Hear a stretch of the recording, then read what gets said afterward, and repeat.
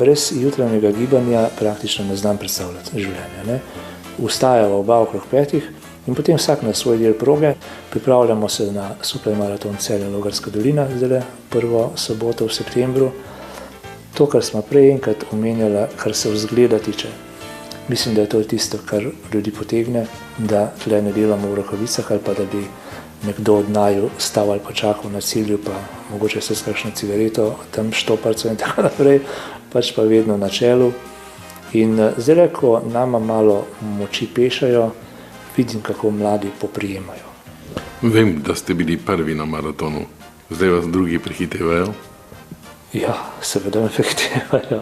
Veste, še zmeri v meni malo enega tekmovalnega duha, tako da, kadar me prehitevajo, meni jih najbolj prijetno, ampak dolga leta sem bil zelo na čelu, tako tudi našpanano, po domače rečeno, tako da sem vlekel.